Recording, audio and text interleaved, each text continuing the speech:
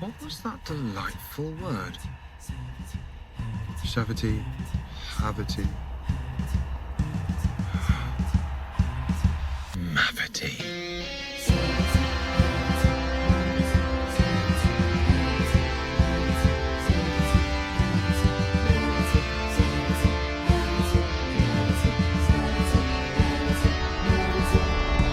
Hello everyone, welcome to Savity Havity Mavity. I'm Gabs and this is my one thing, Gabs, Zak.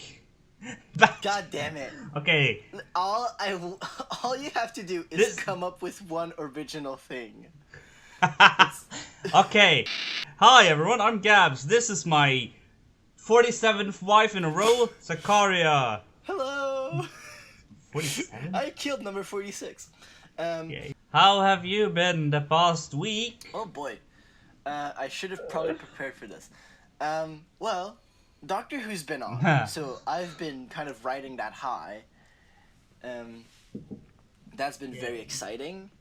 That's pretty much it, honestly, for me. Yeah, I haven't done much. I went to this camping place for like one day just to prepare, because on the 17th I'm gonna spend a weekend there with my mum, my dad, my maternal grandma, and my sister. And if anyone else comes around, I have no idea. But yeah, other than that, Doctor Who. And today I was at this football match because I do things willingly to like help out, like, you know, sell soda or scarves and stuff. So that's pretty much it. It hasn't been much. Yeah, I've kind of moved all of my like obligations around to make space for this episode of Doctor Who because I couldn't miss a Doctor Who premiere. Did you realize the last full season of Doctor Who was in 2021? That's so long ago. Oh, wait.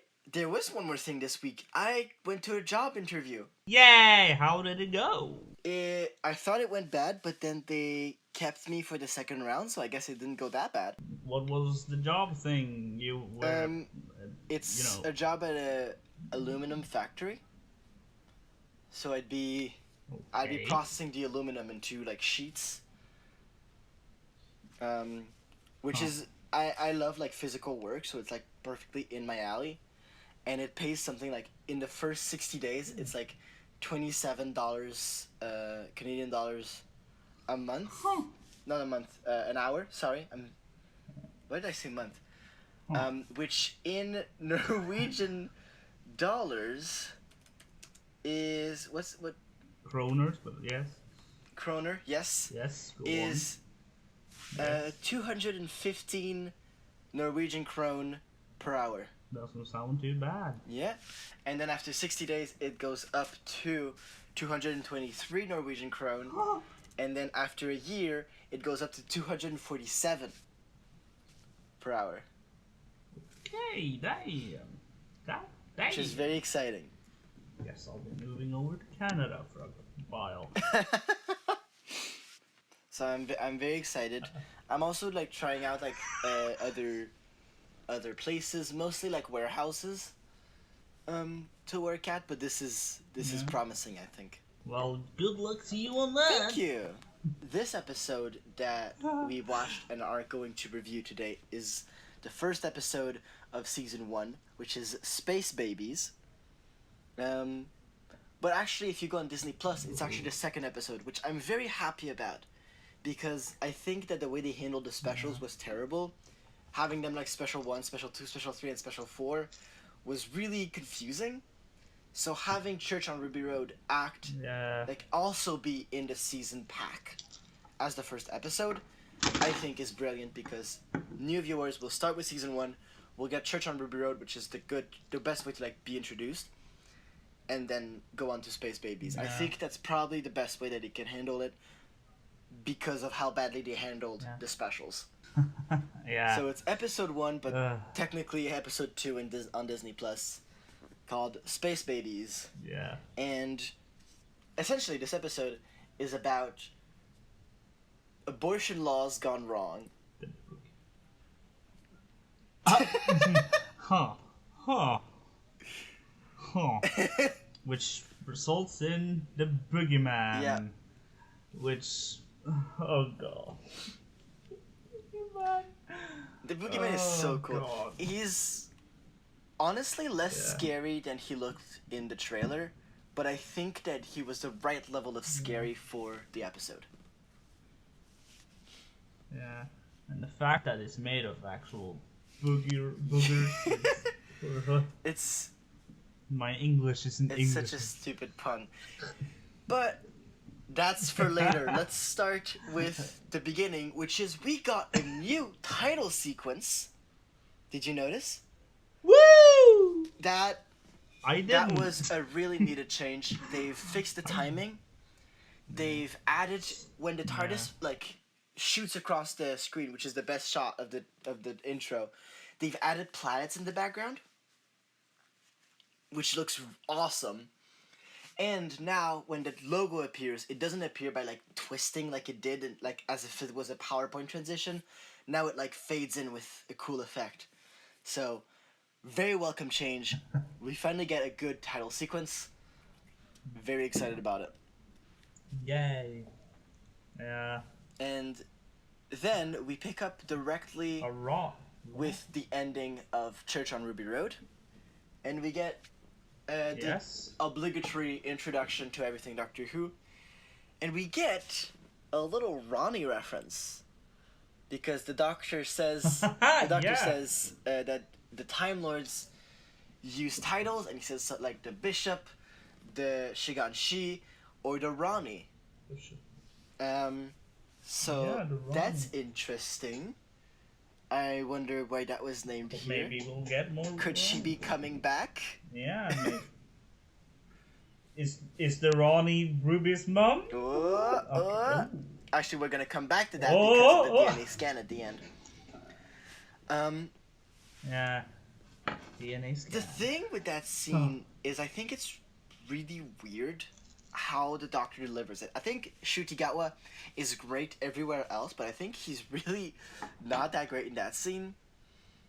He's kind of like Yeah.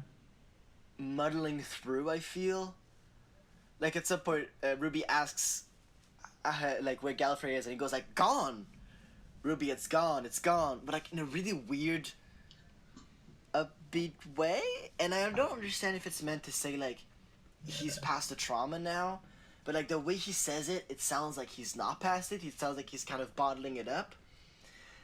But Yeah. it's also like a really weird way of saying that to someone. Like if someone was like, "Oh yeah, what happened to your hometown?" "Oh, it got hit by a nuclear blast." Like you wouldn't say it like that. Like Yeah. it's I'm the sole survivor of my hometown. exactly. I don't like how he said that, and just overall the scene. It felt weird to me. Then we go to the dinosaurs sequence, Roar. which I think is set in Wyoming, but 150 million years in the past. And Yeah, which is a long time we ago. get to the butterfly scene. What did you think of that? Yeah, it was very quick. It's like Ruby steps on a butterfly. The Doctor's like, "Oh," and then Lizard Ruby is like, "Did I do something wrong? I Ruby's something Sunday of this place and this I am Rubathon Blue of the 57th Yes. Hemisphere Hatchling. and I never do wrongs." And then I suppose he picked up the butterfly, breathed into it, and just wow, it's alive. And then Ruby is back to normal. Yeah, that was weird. That was odd. And I have a theory about that, but that's gonna have to wait until next episode. Yeah. Yeah, I'm not a big fan of it. So far, this intro is not very strong for me. It's definitely showing off, like, No. the CGI budget now that they can afford big dinosaurs and stuff. That's really cool. But the start of this episode, to me, is not very strong. I don't like that joke. I do like that we learned about the butterfly compensation switch, which is just a quick way for RTD to say, like, anytime that there was anything that, like, doesn't fully fit within the Doctor Who time travel rules, it was just dealt with that switch.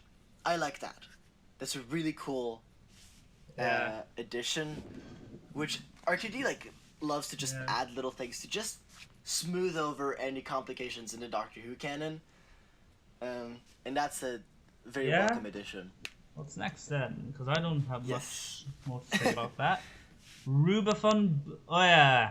Rubathon Blue, the 57th Hemisphere Ashley. Year. Then they go to Yeah. Something. the future. He asks for a year, and she says 12056. A 5-number year, which means we're in 12,056.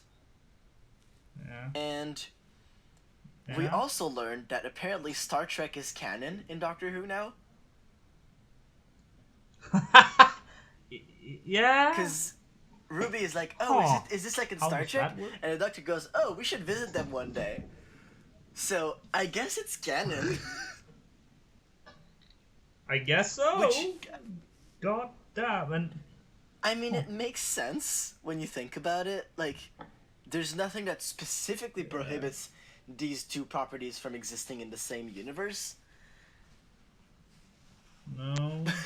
It's just really funny. But yeah, and the humans know about Star Trek, which, if it's canon, how does that work?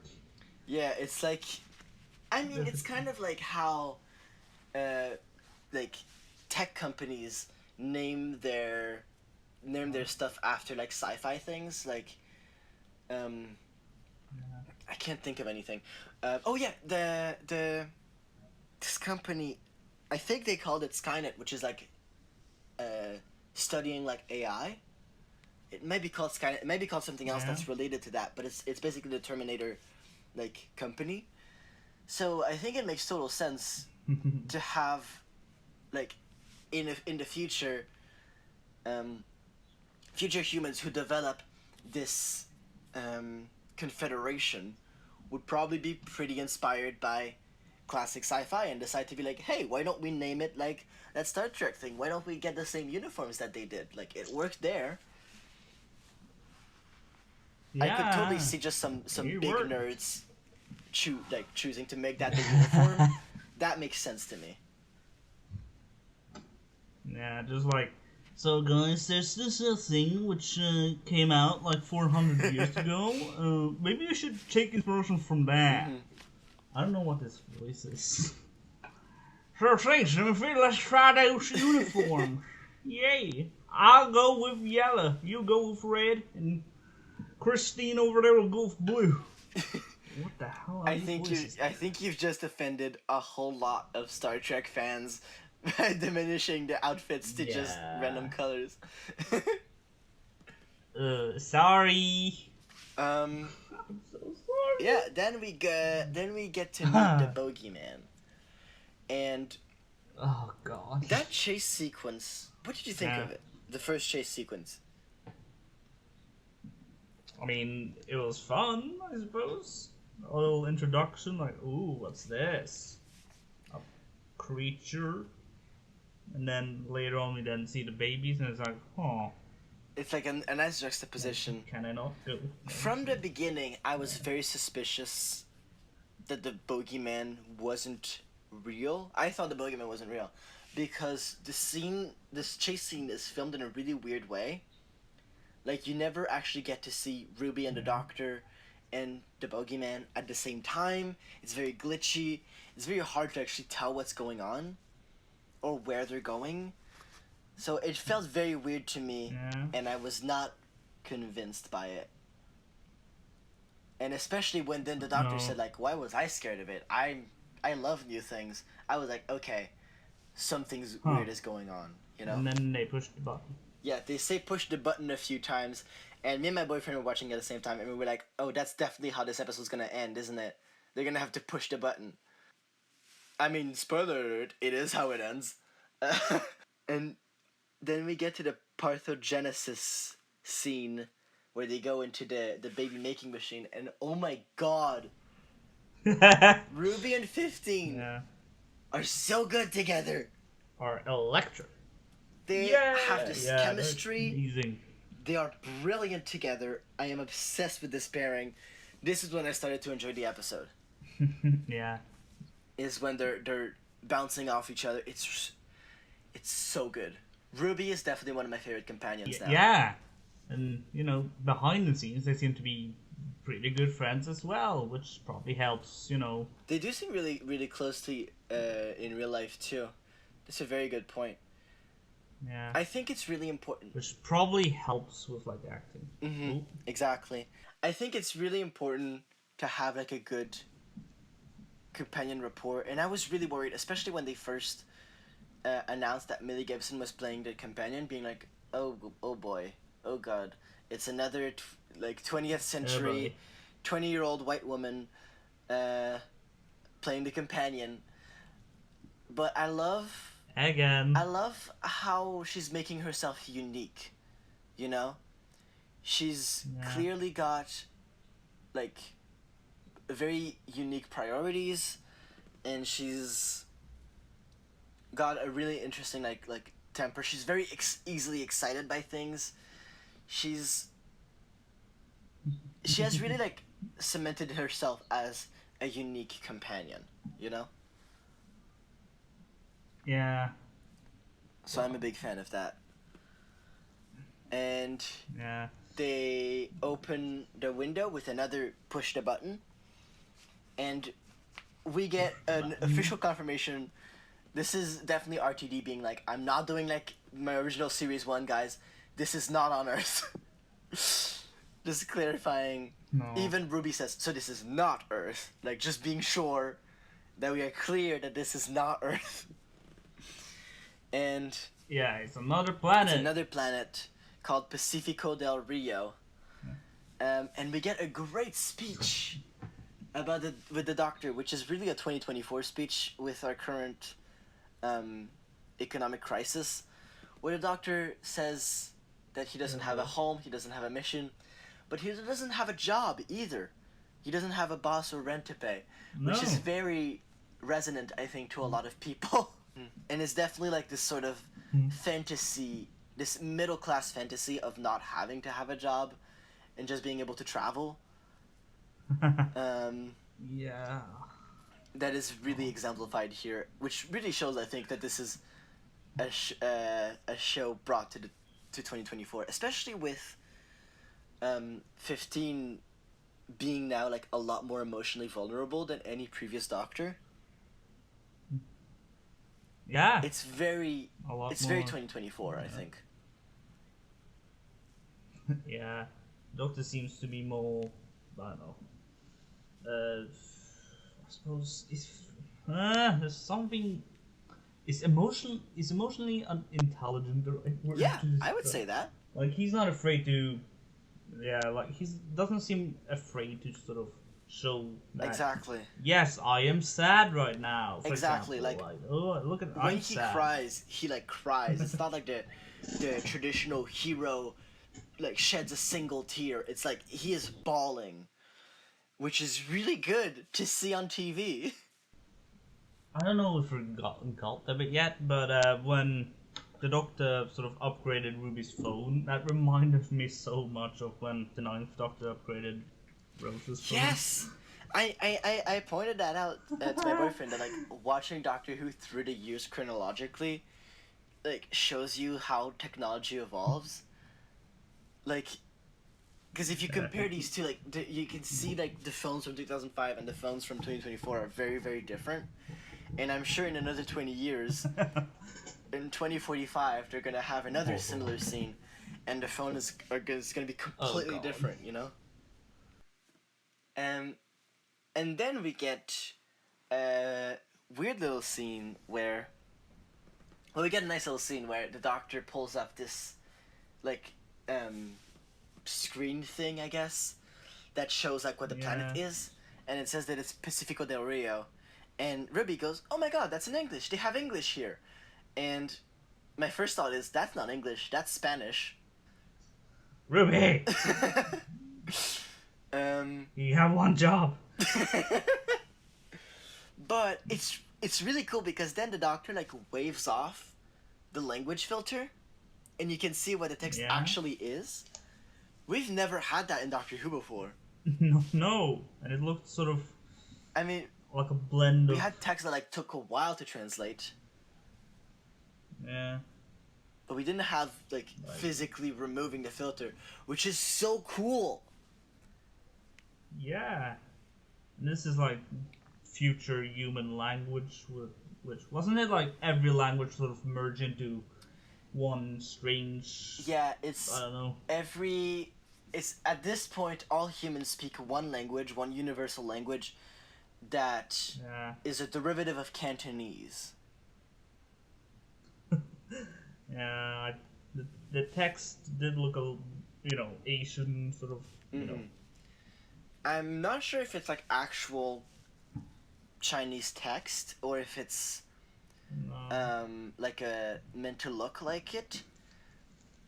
But it's definitely. I assume it's something new. It definitely looks Chinese. Like it didn't look Japanese or Korean or anything. It looked quite distinctly Chinese. And then we get the first baby Eric, and I feel like that has to be a sex education reference, right? Because Ncuti Gatwa's character in Sex Education is called Eric. So I don't know if that's intentional, but I feel like it has to be. And it's so funny because throughout the entire episode, Eric looks either perpetually confused or about to cry, no matter what emotion he's supposed to have. It's so funny. He's like, I love you, Ruby. I'm so happy. Oh God! Like, look back through it. It is so funny.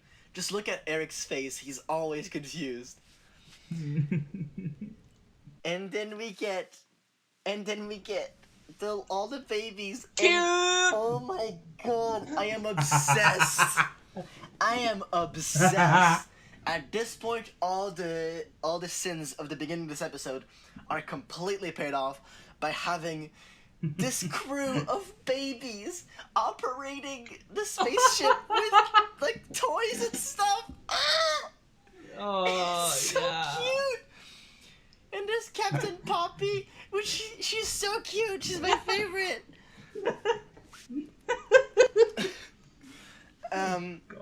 Also, I was wondering, because there's like little kid drawings on the wall. I was wondering if there were any Easter eggs on there. I tried to pause and look through it. I couldn't find anything except there was like a little man with a Christmas hat that I thought might be a reference to the Goblin episode. Maybe. So maybe there's other references to other episodes this season in these drawings. I'm not sure. I did notice that they have a planet with two rings that are perpendicular to each other, which we know is Pacifico del Rio from a later image in the episode. So they've drawn the planet that they're orbiting around, which is cute. And then that's so cute. And then they want to hug, and as I said, Poppy, my favorite, does a cute little dance in her chair when she wants a hug, and it's adorable. And I want a baby. Okay, let's get started. Okay, just kidding. This episode makes me want to have a baby so bad. They are adorable. Yeah. If I'm gonna watch Doctor Who with my girlfriend at some point, I am not showing her that episode because oh my God, I'm just imagining it, just her, I don't know, begging. I don't know, like, Gabs, can we have a baby now? It is time for baby making. Take off yes, your pants. I'm ready. And everything else, I'm ready. I waited a long time. My mom is now gonna be a grandma. So will your mom. Oh boy. And the doctor calls Poppy Popsicle, which is adorable. He goes, oh, Popsicle. Oh my God. I loved every moment of the Doctor and Ruby just interacting with like all the babies and. That's the thing. I find Ncuti looks like he's being really good with the kids. Like he gives me like Peter Capaldi vibes when he's interacting with kids, which is amazing. And same. I guess you could say the same with Matt Smith. Because he was That's good true. with kids, I'd say. Matt Smith was really good Yeah. with kids, Yeah. Huh. which I think is something that's important for a Matthew doctor to be, because Yeah, because Doctor. a lot of kids watch it. That's the thing. Doctor Who like Fun. is a family show, so you need to have Yeah. this interaction with kids. And we get a wonderful little speech about, which is definitely meant to be like a pro LGBT speech, about how nobody grows up wrong. I love that, because the babies are worried because they're like supposed to be 6 years old at this point, but they look like they're just a few months old. And they're asking, did we grow up wrong? Are we not supposed to be like this? And the doctor's like, no, no, no, no. This is good. You're unique. Nobody grows up wrong. You all grow up the way that you're supposed to. And that way is to be unique and to be yourself. And, oh my god, I'm obsessed with this era. Yeah. That was wonderful. It's so good. What a good speech. Yeah, everyone is different and unique, and that's a good thing. Exactly. He says there's no one like me in the whole wide universe, and that's true of everyone. That's such an important line to add. It's so good. It's so well written. Yes. We didn't talk about it so far, but the dialogue in this in these episodes that we've watched is so good. It's snappy, it's quick, it's witty, it's emotional. Every word is brilliantly placed, you know? Yeah. And it feels natural. Yeah, it feels. I like the new era so far. Mm-hmm. Like, I don't have much to say on that. It's so camp. It's so camp. Yes. But I love it. I took that note when I was watching. I think it was when they were blowing their nose. When Nanny goes, "Noses must be blown." I was like, okay, this is such a camp episode. And But I love it. and then when they learn about when they mention the bogeyman, the babies start shaking because they're scared. And then Eric goes with his perpetually confused face. He goes, "That's not a doggo," and he's like, and his whole chair is shaking. Aw, poor babies. It's so. I'm. Yeah. Yes. I'm trying to imagine I'm trying to imagine how it was behind the scenes. Like, imagine you're the doctor or the companion, and you enter a room and just a bunch of babies everywhere. But that's the thing, is that it's not any room. It's like a command center. Yeah. It's like a place for adults filled with babies that are running a baby farm. Baby farm, do do do do do do. Baby farm, do do do do do. Baby farm, do do do do do. Baby farm. Oh boy. He shared a brain cell. Woohoo. Ruby is trying to reassure the babies that there's no such thing as a bogeyman, but then the doctor is trying to like scare them, and when they start crying, he starts laughing. He's And- a little. That's weird. That's Yeah. not. That's very like against everything we know about the doctor. The doctor is like cannot bear the sight of a child crying, and now he's making them cry. Yeah. Like, even as a joke, I don't know. Yeah, and then they eventually went out and they talked and it began snowing. Yes, that's interesting. And we're going to talk about that again in the next episode, because they are talking about Ruby's like birth, Yeah. and there's this like weird memory, and the memory's changed now, where the Ruby's mom points at the doctor. Which is weird that shot from the trailer is in the first episode. That surprised me. And then Yeah. snow is like pulled through. And at first I thought that's probably the same thing that created the bogeyman, but we learned later on that that's not what happened. So Oh. does Ruby have the power to like bring memories forward in time? I don't know, like a sort of psychic thing. Yeah, what is going on with Ruby? Because I don't think that was the Yeah. Doctor doing that. I think that was clearly Ruby Yeah. unintentionally doing a Ruby thing, you know? Yeah, and I'm trying to think of like what other characters do we know that are psychic, to guess like who the mom is. And wasn't Susan a bit psychic? Susan was psychic, Yeah. from Though the I doubt it. Sensorites. Yeah, though I doubt it's Susan who's the Ruby's mom or whatever. Although that would be I think interesting. I feel it's likely that Susan is coming back. I don't think Yeah. Susan is Ruby's mom. No, they have mentioned Susan a bit, and I just want Yes. to have more Susan. Is all I We want. really need more Susan. It's Yeah. been so long. I mean, kind of like the Toymaker. It had been so long since we had a Toymaker, and now we got a Yeah. Toymaker and the Maestro. They're really like Yeah. bringing out, working with this idea fully, which I'm very happy about. Yeah. And I'm hoping they And then- can get Caroline Ford at least if they bring Susan back. I mean, she's like what 83 now, so I'm hoping Yeah, I she's think- able to, at least do something. But maybe she'll That's the thing. regenerate. That's why I think it's so important to have Susan back. Is that I think you need to have Carolyn Ford play Susan, Yeah. even if it's just for her to regenerate. That's fine, but you need to have her play Susan. I think because otherwise it would be disrespectful to the character, especially Yeah. based on how she left the show because she didn't like how Susan was written because it was different from how she was supposed to be. If you're not Yeah. gonna then have, if you're then gonna have Susan be written as she's supposed to be, but not have Caroline Ford play it, I think it is disrespectful to Caroline Ford, and it is disrespectful to the original character. Yeah. Huh. Like if they do. that's why I bring think- Carol. Yeah. Oh, go on. I was just gonna say that's why I think it's important that they bring her out sooner rather than later because we don't know what can happen and when Caroline Ford will be able or not able anymore to play the character. Yeah.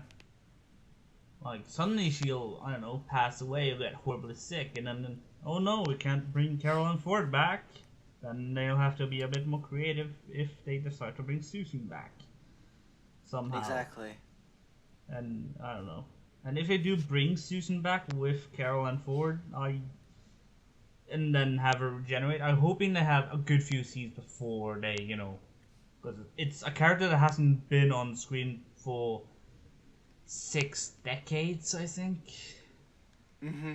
Because I mean, if Caroline Ford comes back to play Susan, she would beat William Russell's previous record of longest gap between characters. Oh no, never mind. Because she played in The Five Doctors. I forgot about that. Yeah, whoopsie. Yeah. So yeah, she would not break the record, but it's still been a very long time. Yeah, at least on screen in an actual show. She's done a lot of, extended media. Not that I've listened to all of it, but I don't know. I find Susan interesting. Like, the Doctor actually having a family, be it genetic or not, just... Huh. That's the thing. It's such an interesting idea that the show started off with, and they Yeah. haven't touched again. Like that's the thing is that there's so many interesting ideas in the first few years of the show that were not touched again. Like the Web Planet. Okay, it's an episode that sucks. We all agree on that. But also, the Zarbi are a really good idea, and the world building in this episode is brilliant. They've really thought of every single detail. I really think that we need an episode where Zarbi ends up on Earth, and especially with modern effects, you could have like this giant ant, and it could act kind of like cattle, like a lost, like almost like a lost animal. Yeah. Maybe from a spaceship that was carrying a bunch of Zarbi for some reason. And then we can find out later on that this thing that we underestimated has like burrowed this immense network of tunnels underneath like an anthill and has like reproduced or whatever, and they're like taking over or something. Like you could do a lot of stuff with that. And like Yeah. I think it's a really good idea that isn't worked with enough, and that's like what we thought we meaning to Doctor Who community, about the Toymaker until they brought him back finally in the 60th anniversary, is it's such a cool idea that sadly appears in a not so stellar episode that is never talked about again. No. So I think they need to go back to more of the roots of very early Doctor Who to tie those into it, because that's what the root of Doctor Who is extremely fantastical and extremely interesting ideas that we get with the first Doctor. Yeah, plus with, like, Susan, we get to know a little bit about the Doctor's early life. Like, we know the Doctor at least had kids. The Doctor got it on. With, I assume with someone. Because I have a feeling the Doctor probably was married to someone on Gallifrey, maybe. Who knows?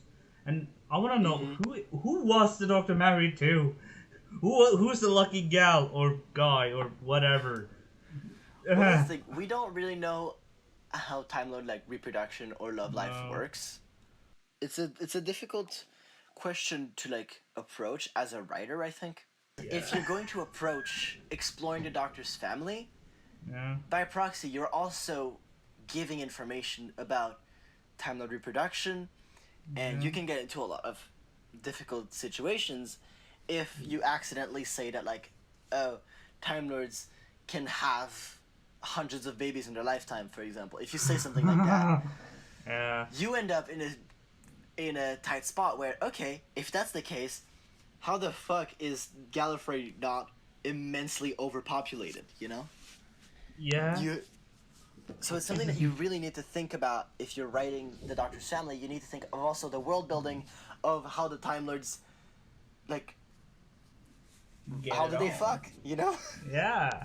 Do they have like 17 vajayjays or 78 PPs? What the hell am I Exactly. saying? Maybe they don't have vajayjays or PPs. Oh no! God. Wait, that would be okay. You know, the Doctor's a good-looking guy. I'm sure they have something going on. Hope maybe who knows? Maybe from like before they were all technologically advanced, but I don't think we're gonna have a podcast about it. has played a Ken doll before, so Yeah. it could be smooth. With River, like, I feel there's always a sense of this sexual energy, like they have probably had fun. Wink, wink. Oh, definitely. I mean, I think it's more than implied. I think it's almost I mean, yes, it is implied. It never actually stated, but it's like it's implied so hard that it's basically stated. Yeah. Especially in Husbands of River Song, when she tells the 12th Doctor, when he asks her, like, what do you think of the new body? And she says, oh, I'll let you know, I've only seen the face. That's something you will only say if you've had sex before, you know? Yeah.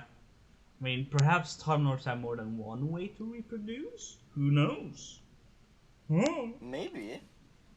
I mean, I've imagined it. Don't ask why. Gabs! I'm sorry! You know, there's like the looms, and then you have... Then I heard something about like a curse, which means they couldn't sexually reproduce or something. Mm-hmm. Yeah. That's also in Lungbarrow. Which meant they had to find out. Yeah. But speaking of reproduction, we then get the abortion allegory of the episode. Yeah, The big dilemma, which is they legally are not allowed to shut off a baby farm. No. Oh, baby farm. Yeah. Which is really interesting. Yeah. As an idea, because I feel like it doesn't, like, I understand the allegory, I feel like it doesn't fully translate, because the current abortion laws are mostly about, I mean, realistically, they're mostly about misogyny, but they're, with the idea of women are just baby incubators, the argument is still that life starts at conception and not before, right? And so, if you don't conceive a life, that's fine. But once it's conceived, you need to bring it to term. That's the idea, which is also like stupid. Cells are Yeah. alive by nature, so even when Yeah.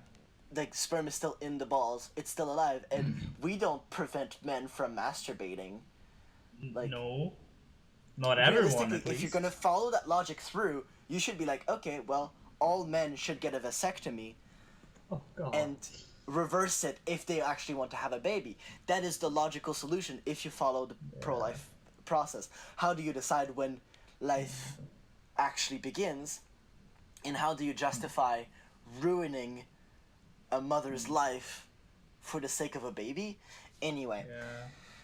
I'm also I'm curious. getting How does into the political baby? stuff. Yeah. I'm also kind of curious. How does the baby part things work? Like, do they have people sort of send their DNA to like, okay, so they don't have to go through the pregnancy stuff, which probably sounds like a relief to some people.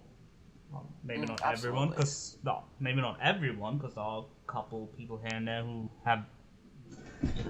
I am a talkative guy to some people who are very open, sometimes a bit too open. I don't know why. I just like every time find people of men, women, everyone. Either hear facts that I don't want to know, I didn't ask, or I ask things that I shouldn't be asking, and they just tell me. Like when I was like a little kid, I asked my mom like, "How are babies made?" and she just spat it out. She didn't hold back. She said, "When a man and a woman." I'm not gonna say it because I think most people listening do already know the process. Yeah, yeah, I they all know how this works. I Um, hope.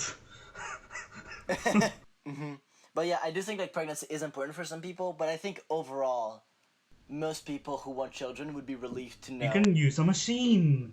Yeah, there's an option that doesn't require pregnancy. Yeah. And if someone like, oh, I want twins, okay, you can have two babies for the price of one. Yeah, Yeah. I think Ah! I don't know exactly how they work. No.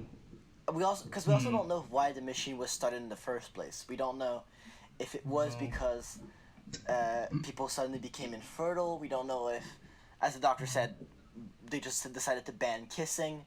We don't know what caused the baby farm to be active in the first place. But yeah, as I was saying, is that the current forms of abortion laws make some kind of sense at least. But I think that Yeah. sense is lost once you get to Yeah. a machine because, first of all, the misogyny isn't there anymore to fuel it. And second of No. all, the machine creates the conception, right? So Yeah. if you turn it off, you could have something where you turn off the conceiving part, but you let the gestation part running. So you don't create any new babies, but the babies that you have created, you foster to termination. Because otherwise, Oh. it does not make sense. Because you'd have every single time a baby farm starts activating, you get an exponential growth of how many babies are made, right? Yeah. It would not make sense. And then you would never give up a station that is like has a baby farm on it because it is a catastrophic event to start a new baby farm. If you need a baby farm, you would just take the baby farm that's already running and then move it to wherever you need to. I think Yeah. it's so it adds so many complications to have that allegory in there that aren't in actual abortion laws that I think it kind of muddles the point. But I do appreciate it for getting it right, whereas Kill the Moon in Series 8 did not get it right. I feel like it balances the universe out a bit. We also learn about Mondo Karun, which is a refugee planet, but you have to turn up on their shore, which is, I mean, it's a direct allegory to how, like, refugees are treated nowadays. Yeah. Except they're kind of treated better in this universe because they accept anyone as long as you get there, but in our current world, you first need to get there, and then they're gonna look at you and be like, no, you don't get to get through, and then they send you back. You know, Yeah. It's a bit of a... But I also understand that this is not meant to be allegories, right? I mean, it is meant to be allegories, No. but this episode is not meant to be political. It is meant to be a fun romp with babies, and it just happened that if you have babies left alone, the most logical way to get there is through an abortion allegory, and Yeah. the best way to solve the problem is to have them be taken by a refugee world, which is ripe for a refugee allegory. So, like, these allegories are mostly there because they make logical sense story-wise, but, Yeah. like, you could also, like, they're not the focus of the episode. And then we get a super cute scene where they see Eric, having been told by Ruby that the Bogeyman does not exist, being brave with his tiny little foam sword, and going into the belly of the beast to face the Bogeyman. But being so scared, but being so brave, and I'm so proud of him. He's doing such a good job. Yeah, I was like, no, I was kind of nervous for them. No, they're not gonna kill the baby. No, leave the baby alive. I remembered our bingo at that point, and I was like, uh-oh. Like, I was like, okay, someone dies, but I didn't want didn't want a baby to die. I'm not a complete monster. Only a couple times a week, but wink, wink. And then, there's the nanny filter, which is so funny because it's, as Jocelyn says, like, for God's sake, run! And it translates to, invoking the deity, accelerate preambulation. And I just think that's very funny. Yeah. So I wanted to write that down. Evoking deity. Okay. The doctor mentions that if he was a little baby facing, and I knew the boogeyman was coming, I would have to change my nappy, and that's how they find him, is because he smells like he just pooped. And that's the thing. There's a lot of toilet humor in this episode. Yeah. But it sort of feeds the plot. Yeah. So because of that, it kind of works. Like, I think it's very hard to make toilet humor, especially that much toilet humor, like, work. Yeah. And it kind of does, except for a few bits. Like, seriously, did they have to fart all the way to Mondo Karoon? Like, did the space station have to fart to move? Like, that was a bit far. Sorry. But I do appreciate that if you have a story with babies, you're gonna have Toilet. like that is a major part of babies' lives, is pooping. you know, this constant needing to deal with hygiene. So I understand. And then they're saved from the boogeyman by the babies with the flamethrower, and it's awesome. It's fucking awesome. Yeah. So that they save Eric, and then the doctor tells Ruby, go with them. I need to find the TARDIS and find out what the boogeyman is. And Ruby is like, are you trying to get rid of me? Because that's never going to happen. No. Another key Ruby moment. And they decide to go find the boogeyman together. Ruby covered in slime. Oh god, I have to admit something. My mind needs a cleansing, because I... Anyway, let's... Gabs! Yeah, I'm gonna be mature now. Gabe Meadows Cleveland. But anyway... How dare you? But yeah, no, it's not cum. It's slime. At that time, we don't know what it is, but she gets Nickelodeon slimed on the head after she slips, and we're like, what is all this stuff? And we find out that the bogeyman is made of bogies, and so she got snot on her hair, which really sucks.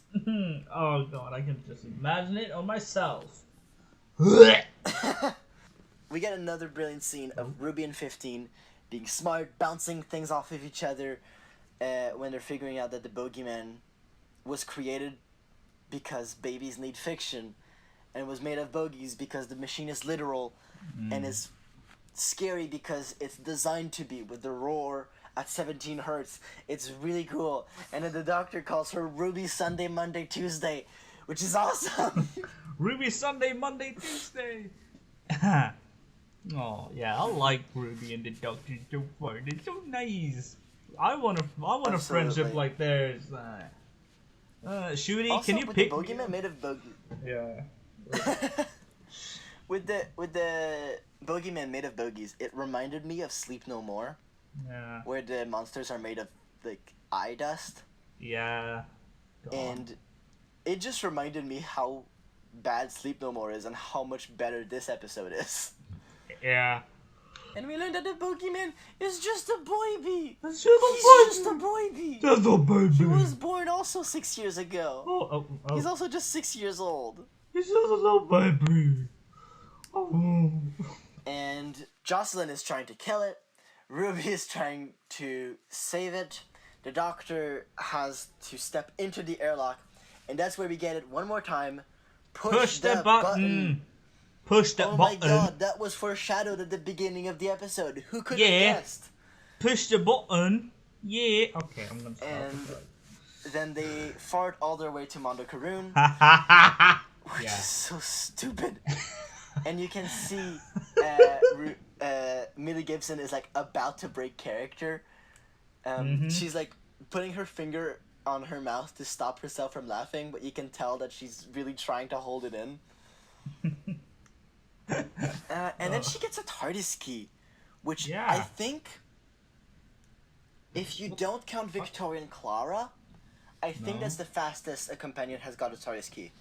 Yeah, but I think it makes sense for these two, because they're clearly friends. It's not an authority dynamic anymore. The Doctor trusts her a lot more, and they are meant to be equal. So it makes total sense for for her to have the TARDIS key that early. And the scene is so sweet. They look so happy together. Yeah. We learn the one important thing, which is that they can't go back to the church on Ruby Road. No. Which makes sense. And it's important that they mention it, because otherwise the whole season would have no point, because they would just go back there and find out who their mother is. Yeah, like, hi, Mom! I just came from the future. And then they go to see Carla, so the Doctor can explain everything to her. And they break the fucking ceiling again. They had... In Church on Ruby Road, the ceiling had been broken by the goblins. They just fixed it, and now they put the fucking TARDIS in there, which breaks the ceiling again. Oh god, how much Jesus money Christ. are they gonna spend because of this? If I And was then Yes? we get the very Stephen Moffat ending of Ruby's DNA scan. And I paused it and I checked, and everything seems very normal. The age is correct at 19 years old, and the species is correct at Homo sapiens. Yeah. It seems like there's nothing wrong with her DNA. No. So it's gotta be something else, right? Mm-hmm. Unless she's a Time Lord turned human. Ooh, nah. Oh, maybe. Maybe a chameleon circuit situation. Maybe. Because that seems to be the case when the Doctor did it. Like, full-on human. Yeah, exactly. Like, it could bypass scans and stuff. And so that brings us to the end of the episode Space Babies. And we've been recording for exactly an hour. Jeez. Ha, yeah. So, Already. Gabe, Gabs, Gabriel. Gunther, what did you think of this episode? It wasn't amazing, but it wasn't bad. It felt like a sort of normal, Doctor Who episode? Yeah, like I'll gladly watch it again, but it's not like on my list of amazing episodes that I love. Okay, I see. Yeah.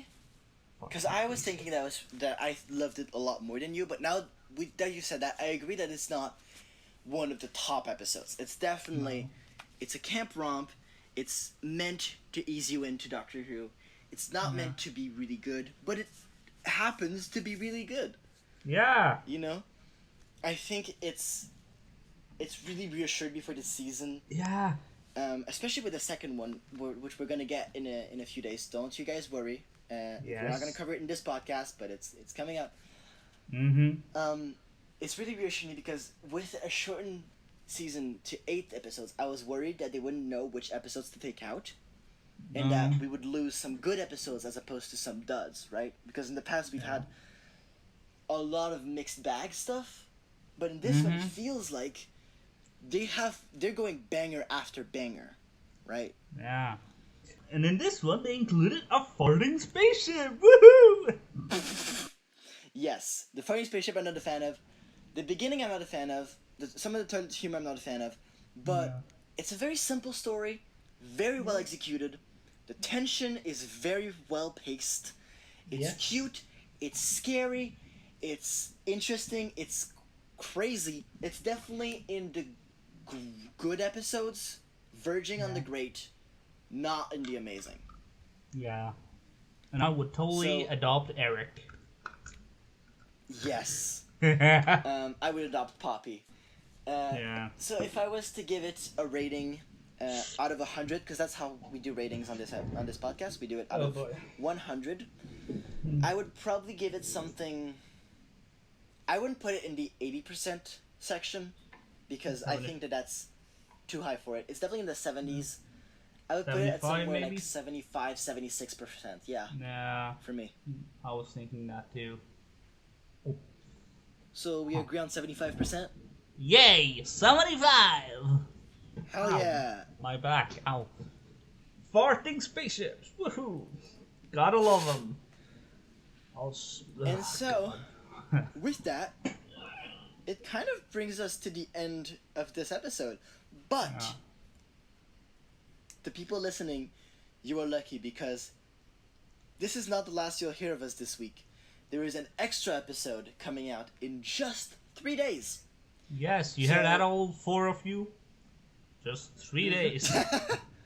You hear that? Mostly me and my boyfriend. Only 3 days! Yes, so tune in exactly 1 day after Boom airs. So that's either Saturday or Sunday, depending on where you are in the world. Yeah. And we will be discussing Devil's Cord, which is exactly 24 hours after Boom airs. So you guys know when Boom airs because you're all Doctor Who fans. 24 hours later. 24 hours. The Devil's Cord, our episode of Devil's Cord comes out. And then 4 days after that, our episode about Boom comes out. Woohoo! So you're really being spoiled this week. Yeah. And yes. So that's the conclusion for this episode. Yeah. I have nothing else to say. Do you have anything else to say? No, except except if you want to make an amazing Doctor Who episode, include farting spaceships. Sorry, I'll stop. Farting Spaceships, brought to you by Gabs Inc. Established. Yes. So we will now fart away, but we will fart back in 3 days. Yes. So we'll see you I'm then. gonna hold it Goodbye. in. Goodbye. Bye. Bye. Bye. Bye. You know. Goodbye. Woo! Woo! What was that delightful word? Shavity, habity, mavity.